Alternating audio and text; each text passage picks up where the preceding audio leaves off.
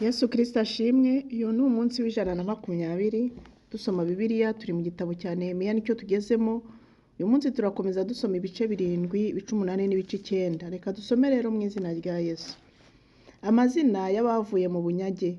Bukeye inkike yuzuye, maze no guteraho inzugi, ngashyiraho n'abakumirizi n'abaririmbyi n'abarewi. Nuko mpa mwene data Hanani na Hananiya umutware w'igihome ubutware bw'i Yerusalemu, kuko yari umuntu wo kwizerwa arusha benshi kubaha Imana. Ndabategeka nti, inzugi z'i Yerusalemu ntizigakingurwe hataraba ku gasusuruko, kandi nibahagarara bagikumiriye bajye bakinga inzugi. Muzikomereshe ibihindizo, kandi mujye mushyiraho abarinzi bo mu b'i Yerusalemu, umuntu wese mu gihe cye, kandi umuntu wese yitegeye inzu ye. Umudugudu wari munini kandi mugari, ariko abantu bari bawurimo bari bake, n'amazu yari atarubakwa. Hanyuma Imana yanjye inshyiramo umutima wo guteranya imfura n'abatware n'abantu, ngo babarwe uko kuvuka kwabo kwari kuri. Mbona igitabo cyanditswemo ababanje kuzamuka uko kuvuka kwari kuri, nsanga cyanditswemo ngo, aba ni bo bantu bo mu gihugu bazamutse bakava mu bunyage, bava mu bajyanywe ari imbohe na Nebukadinezari umwami w'i Babuloni, kandi nibo basubiye i Yerusalemu n'i Buyuda, umuntu wese asubira mu mudugudu w'iwabo. Nibo bazanywe na Zerubabeli na Yeshuwa na Nehemiya na Azariya na Ramiya na Nahamani na Moridekayi na Bilishani na Misipereti na Bigivayi na Nehumu na Bana. Umubare w'abagabo b'Abisiraheli n'uyu: bene Paroshi ni 2,172, bene Shefatiya ni 372, bene Ara ni 652, bene Pahatimowabu bo muri bene Yoshuwa na Yowabu ni 2,818, bene Ramu ni 1,254, bene Zatu ni 845, bene Zakayi ni 760, bene Binuwi ni 648, bene Bebayi ni 628, bene Azigadi ni 2,322, bene Anodikamu ni 667, bene Bigivayi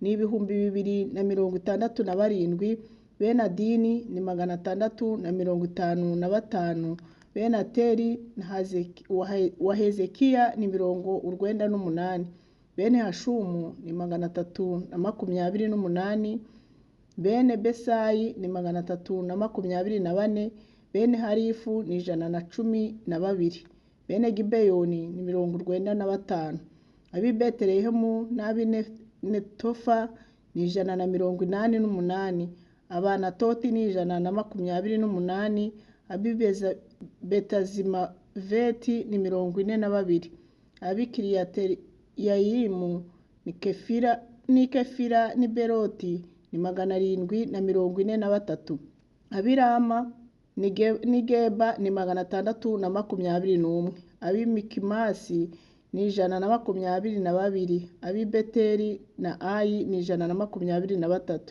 ab'i Nebo yindi ni 52, aba Elamu yindi ni 1,244, bene Harimu ni 320, ab'i Yeriko ni 345, ab'i Rodi ni Hadidi na Ono ni 721, ab'i Senaya ni 3,930, abatambyi bene Yedaya bo mu muryango wa Yoshuwa ni 973, bene Imeri ni 1,052, bene Pashuri ni 1,247, bene Harimu ni 1,017.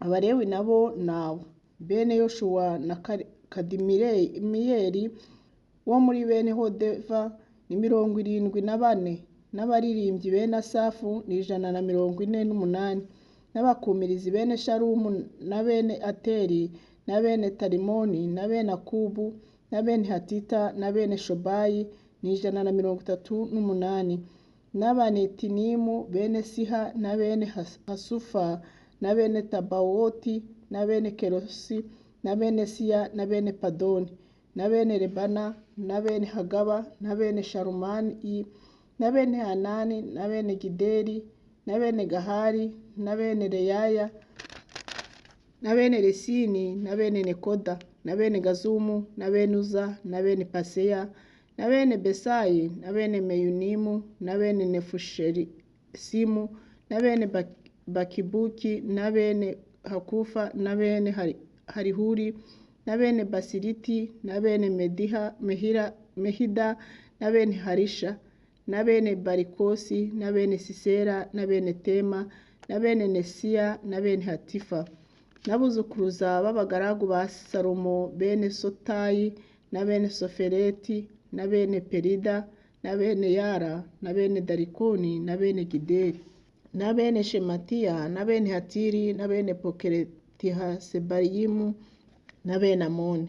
Abanetinimu bose n'abuzukuruza b'abagaragu ba Salomo bari 392, kandi abari bo bazamutse bava i Terimera n'i Teriharisha n'i Kerubu na Adoni na Imeri, ariko ntibabasha kwerekana amazu ya ba sekuruza cyangwa kuvuka kwabo ngo bihamye ko ari Abisiraheli. Bene Deraya na bene Tobiya na bene Nekoda ni 642, kandi mu batambyi harimo bene Hobaya na bene Hakosi na bene Barizirayi washatse umugore mu bakobwa ba Barizirayi Umunyagaleyadi akamwitirirwa. Abo bashatse aho banditswe mu babazwe uko kuvuka kwabo kwari kuri ntibahabona, nicyo cyatumye batekerezwa nk'abahumanye bakabakura mu butambyi. Umutirushata ababwira yuko batajya ku bintu byejejwe cyane kugeza ubwo hazaboneka umutambyi ufite Urimu na Tumimu. Iteraniro ryose ryari inzovu enye n'ibihumbi 2360, udashyizeho abagaragu babo n'abaja babo. Umubare wabo bari 7,337, kandi bari kumwe n'abaririmbyi b'abagabo n'abagore 245. Amafarashi yabo yari 736, n'inyumba zari 245, n'ingamiya zabo zari 435, n'indogobe zabo zari 6,720. Kandi bamwe mu batware b'amazu ya ba sekuruza batanze ibyo gufasha umurimo. Umutirusha ashyira mu bubiko idariki z'izahabu 1,000 n'ibyungu 50 n'imyambaro y'abatambyi 530. Bamwe mu batware b'amazu ya ba sekuruza bashyira mu bubiko idariki z'izahabu inzovu 2 n'indatira z'ifeza 2,200. kandi ibyo abandi bantu batanze byari idariki z'izahabu inzovu 2 n'indatira z'ifeza 2,000 n'imyambaro y'abatambyi 67. Maze abatambyi n'Abalewi n'abakumirizi n'abaririmbyi n'abantu bamwe n'abanetinimu n'Abisiraheli bose baba mu midugudu yabo, ndetse ukwezi kwa 7 kwabonetse Abisiraheli barageze mu midugudu yabo. Igice cya 8. Basoma amategeko barayasobanura. Maze abantu bose bateranira icyarimwe ku karubanda ku irembo ry'amazi, babwira Ezira umwanditsi ngo azane igitabo cy'amategeko ya Mose, ayo Uwiteka yategetse Abisiraheli. Nuko ku munsi wa mbere w'ukwezi kwa 7, Ezira umutambyi azana amategeko imbere y'iteraniro ry'abagabo n'abagore n'abantu bose bajijutse. Ayo mategeko ayasomera ku karubanda ku irembo ry'amazi, ahera mu gitondo kare ageza ku manywa y'ihangu. Abagabo n'abagore n'abandi bantu bajijutse bari baraho, bose bari bateze amatwi ngo bumve igitabo cy'amategeko. Nuko Ezira umwanditsi ahagarara ku ruhimbi rw'ibiti rwabarijwe uwo murimo. Iruhande rwe mu kuboko kw'iburyo hahagarara Matitiya na Shema na Anaya na Uriya na Hilukiya na Maseya. Ibumoso hahagarara Pedaya na Mishayeli na Malikiya na Hashumu na Ashibadana na Zekariya na Meshulamu. Nuko Ezira aramburira igitabo imbere y'abantu bose, kuko yari abisumbuye. Maze akirambuye abantu bose barahaguruka. Ezira ashima Uwiteka Imana nkuru. Abantu bose barikiriza bati amena amena. Batega amaboko maze bubika imitwe baramya Uwiteka bubitse amaso yabo hasi. Kandi Yoshuwa na Bani na Sherebiya na Yamini na Akubu na Shabetayi na Hodiya na Maseya na Kerita na Azariya na Yozabadi na Hanani na Pedaya n'Abalewi basobanurira abantu amategeko. Abantu bahagaze aho basoma mu gitabo amategeko y'Imana, gusoma kumvikana. Barasobanura kugira ngo abantu bose bamenye ibyasomwaga. Nehemiya ari we umutirushata na Ezira umutambyi n'umwanditsi n'Abalewi bigishaga abantu, babwira abantu bose bati uyu munsi ni umunsi werejwe Uwiteka Imana yanyu, ntimubabare kandi ntimurire, kuko abantu bose bariraga uko bumvaga amagambo yo mu mategeko.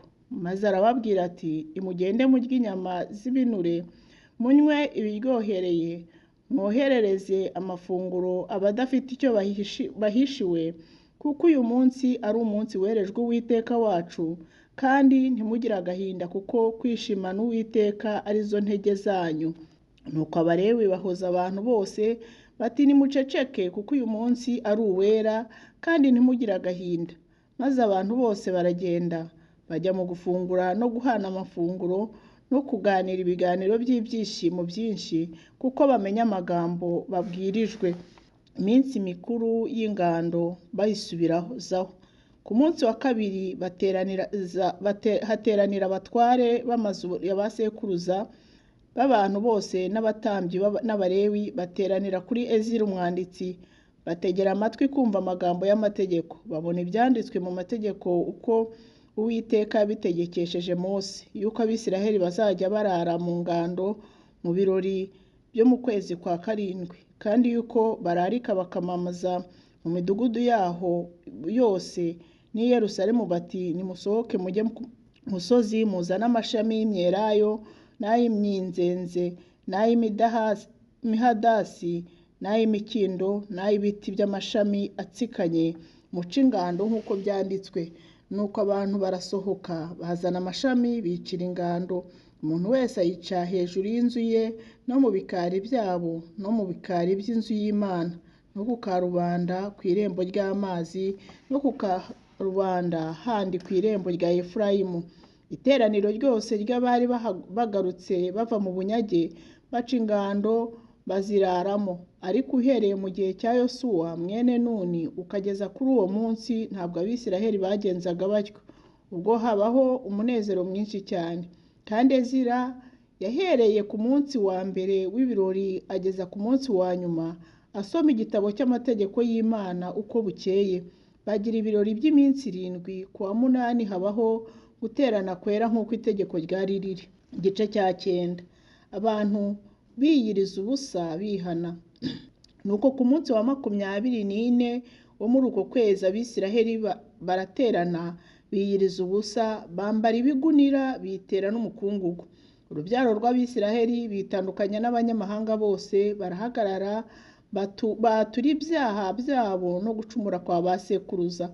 Bahagarara ukwabo bamara igice cya 4 cy'umunsi basoma mu gitabo cy'amategeko y'Uwiteka Imana yabo, n'ikindi gice cya 4 batura ibyaha byabo basenga Uwiteka Imana yabo, batura kwinangira imitima kwabo. Maze Yeshuwa na Bani na Kadimiyeli na Shebaniya na Buni na Sherebiya na Bani na Kenani bahagarara ku rwuririro rw'Abalewi batakambira Uwiteka Imana yabo n'ijwi rirenga. Abalewi Yoshuwa na Kadimiyeli na Bani na Hashabuneya na Sherebiya na Hodiya na Shebaniya na Petahiya bahera ko baravuga bati nimuhaguruke muhimbaze Uwiteka Imana yanyu uhereye kera kose ukageza iteka ryose. izina ryawe ry'icyubahiro rihimbazwe, kuko ari izina risumba gushimwa kose no guhimbazwa kose. Ni wowe Uwiteka, ni wowe wenyine, ni wowe waremye ijuru n'ijuru risumba ayandi n'ingabo zabyo zose, n'isi n'ibiyirimo byose, n'amanyanja n'ibiyarimo byose, kandi ni wowe ubeshaho byose, n'ingabo zo mu ijuru zirakuramya. Ni wowe Uwiteka ya Mana yatoye Aburahamu ukamukura muri Uri y'Abakaludaya ukamwita Aburahamu. Ni wowe Uwiteka Mana yatoye Aburahamu ukamukura muri Uri y'Abakaludaya ukamwita Aburahamu. Wabonye umutima we ari uwo kwizerwa, usezerana nawe isezerano ryo kumuha igihugu cy'Abanyakanani n'icy'Abaheti n'icy'Abamori n'icy'Abaferizi n'icy'Abayebusi n'icy'Abagirugashi, kandi ko uzagiha n'urubyaro rwe, kandi ibyo warabisohoje kuko ukiranuka. Hanyuma ubona kubabara kwa ba sogokuruza bari muri Egiputa, wumva gutaka kwabo ko ku nyanja itukura, werekanira ibimenyetso n'ibitangaza kuri Farawo n'abagaragu be bose no ku bantu bo mu gihugu cye bose, kuko wari uzi yuko babagiriraga nabi kubera ubwibone. Nuko wihesha izina ryogeye nk'uko rimeze none, kandi watandukanije inyanja imbere yabo, bituma banyura hagati yayo humutse, ariko babakurikiye ubajugunya imuhengeri, barokera mu mazi maremare nk'ibuye. Kandi ku manywa wabayoboraga uri mu nkingi y'igicu, nijoro ukaba mu nkingi y'umuriro, ubamurikira inzira bakwiriye kunyuramo. Wamanukiye ku musozi wa Sinayi, uvugana nabo uri mu ijuru, ubacira imanza zitabera, ubaha amategeko y'ukuri n'amateka atunganye n'ibindi byategetswe. Ubamenyesha isabato yawe yera, ubategekesha umugaragu wawe Mose amategeko n'amateka biba ibyo utegetse. Bashonje ubaha ibyo kurya bivuye mu ijuru, bagize inyota ubakurira amazi mu rutare, utegeka ko bajya mu gihugu warahiriye kuzakibaha ngo bagihindure. Ariko abo ba sogokuruza baribona, bagamika amajosi, ntibumva amategeko yawe, banga kukumvira, kandi ntibibuka ibitangaza wakoreye muri bo, ahubwo bagamika amajosi baragoma, bishakira umutware ngo basubire mu buretwa bahozemo. Ariko wowe uri Imana yakereye kubababarira, igira imbabazi n'ibambe, itinda kurakara, ifite kugira neza kwinshi, ntiwabataye. Kandi nubwo biremeraga igishushanyo cy'inyana kiyagijwe, bakavuga bati iyi niyo Mana yawe yagukuye muri Egiputa, bagakora ibirakaza bikabije, ariko wowe kubw'imbabazi zawe zitari zimwe ntiwabataye mu butayu. Inkingi y'igicu yo kubayobora ku manywa ntiyabavaga imbere, cyangwa inkingi y'umuriro yo kubamurikira nijoro ikabereka inzira bakwiriye kunyuramo. Kandi watanze umwuka wawe mwiza wo kubigisha. Ntiwabimye manu yawe yo kurya, bagize inyota ubaha amazi, nuko ubatungira mu butayu imyaka 40, ntibagira icyo bakena, imyambaro yabo ntiyabasazaga n'ibirenge byabo ntibyabyimbaga. Wabagabiye ibihugu by'abami, ubaha n'amahanga wabagabanirije uko imiryango yabo yari iri. Uko niko bahinduye igihugu cya Shihoni umwami w'Iheshiboni n'igihugu cya Ogi umwami w'Ibashani. Kandi abana babo warabagwije, bangana n'inyenyeri zo mu ijuru, ubashyira mu gihugu wabwiye ba sekuruza ko bazakijyamo bakagihindura. Nuko abana babo bajya mu gihugu baragihindura, uneshereza imbere yabo Abanyakanani bari abaturage bo muri icyo gihugu. Wabagabirije hamwe n'abami babo n'amahanga yo mu gihugu ngo babagire uko bashaka. Batsinda imidugudu igoswe n'inkike n'igihugu cyera cyane, bihindurira amazu yuzuye ibintu byiza byose, n'amariba yafukuwe imusozi, n'inzabibu n'inzerayo n'ibiti byinshi byera imbuto. Nuko bararya barahaga barabyibuha, bishimira kugira neza kwawe kwinshi.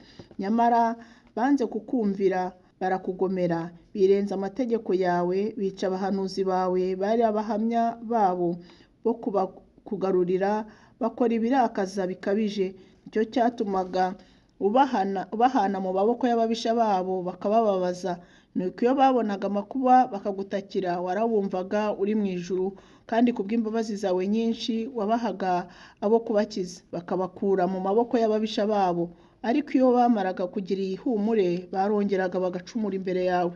Icyo cyatumaga ubarekera mu maboko y'ababisha babo bakabatwara, ariko iyo bahindukiraga bakagutakambira wabumvaga uri mu ijuru ukabakiza kenshi, kuko imbabazi zawe ari uko zari ziri. Ukaba umuhamya wabo ngo bagarure mu mategeko yawe, ariko bakibona ntibumvire amategeko yawe, ahubwo bagacumura mu byo wategetse, kandi ariyo umuntu yakora akabeshwaho nayo. Intugu zabo zasunikaga zikadohoka, bakagamika amajosi bakanga kumva, ariko wabihanganiye imyaka myinshi, ubahamisha umwuka wawe wavugiraga mu bahanuzi bawe, ariko banga gutega amatwi. Nicyo cyatumye ubahana mu maboko y'amahanga yo mu gihugu, ariko kubw'imbabazi zawe nyinshi ntiwabatsembaga rwose, kandi ntiwabataga, kuko uri Imana y'imbabazi n'ibambe. Nuko rero Mana yacu, Mana nkuru ikomeye itera ubwoba, ikomeza gusohoza isezerano ikagira ibambe, ntukerense imiruho yose twagize n'abami bacu n'abatware bacu n'abatambyi bacu n'abahanuzi bacu n'abasogokuruza n'ubwoko bwawe bwose, uhereye ku ngoma z'abami ba Ashuri ukageza ubu. Ariko mu byatubagaho byose wowe warakiranukaga, kuko wakoraga ibitunganye, ariko twebwe tugakora ibibi. Kandi n'abami bacu n'abatware bacu n'abatambyi bacu n'abasogokuruza ntibitondeye amategeko yawe, kandi ntibumvaga ibyo wategetse n'ibyo wabahamishirije. Bari mu bwami bwabo bakabona kugira neza kwawe kwinshi, bakaba mu gihugu kigari cyera cyane wabihereye. Ntibagukoreraga kandi ntibakaga imirimo yabo mibi. None dore turabaretwa n'igihugu wahaye ba sogokuruza ngo batungwe n'imbuto n'ibindi bintu byiza byo muri cyo tugihatswemo. Kandi icyo gihugu gihesha inyungu abami washyiriyeho kudutegeka tuzira ibicumuro byacu, ndetse bafite n'ubutware ku mibiri yacu no ku matungo yacu uko bashaka. None dufite umubabaro cyane. Imana ibaha umugisha. Reka tuzakomeze ejo nubwo biryoshye dusoma igice cya 10. Mugire